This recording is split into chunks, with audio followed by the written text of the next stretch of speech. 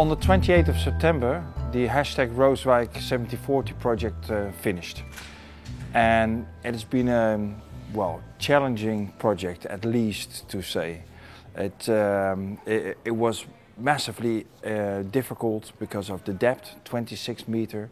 We had very bad visibility, often 30 centimeters only. Massive tides so that we couldn't dive at many times. And we have the shifting sandbanks. So the good wind sands, the great ship swallower isn't that easy to dive. But we finished the project for this year.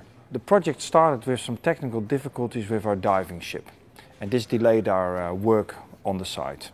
And then we had an enormously bad August. But still, we managed to do about 100 dives. We excavated 200 square meters on the seabed, so that's quite impressive.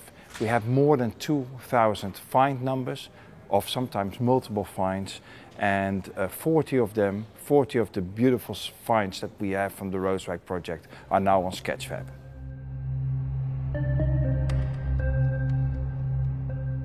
Very important in the Rooswijk project was capacity building. And we worked with 19 surface supply divers, technical divers, but also archaeologists. We had 21 scuba divers, of which 70 were amateur archaeologists. And we gave a massive 75 students a capacity training, mostly in our workshop in Ramsgate. 55 of these students also did a training at the Nautical Archaeology Society, the NAS, and 3 interns spent 146 days working on mostly the conservation, also within the warehouse in Ramsgate.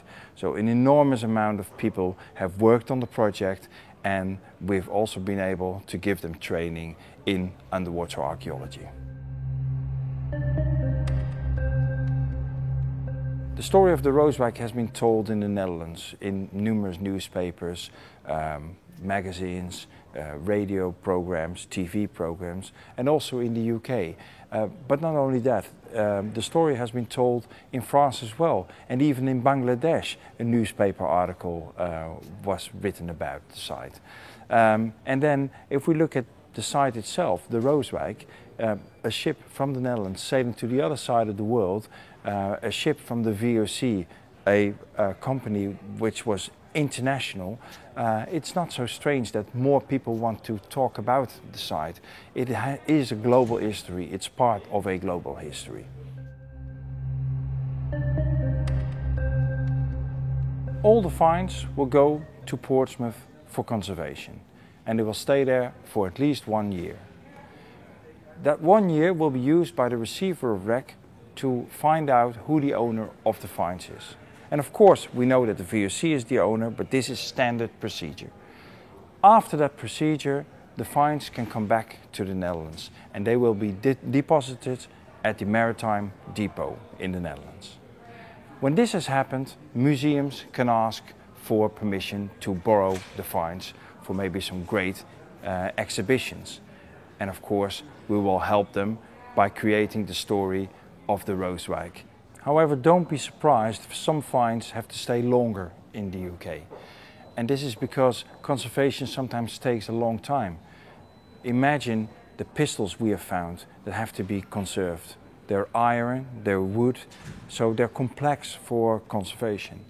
And it may take a few years. But in the meantime, we use students for the training in conservation, and so the money and the time is well spent.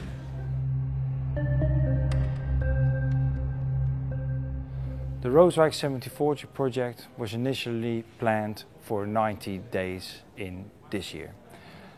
We have discovered a lot of stuff, finds, also information about the site, but we're not ready. And this is partly due to the fact that we were late on the site due to technical problems of the ship. But there's a lot of things more to be discovered on the site. And many parties around the project have stated their interest to do another season, and I'm very happy about that. So 2018 is going to be another season on the Rooswijk project. So keep tuned on our website and we see you back next year on the Rooswijk.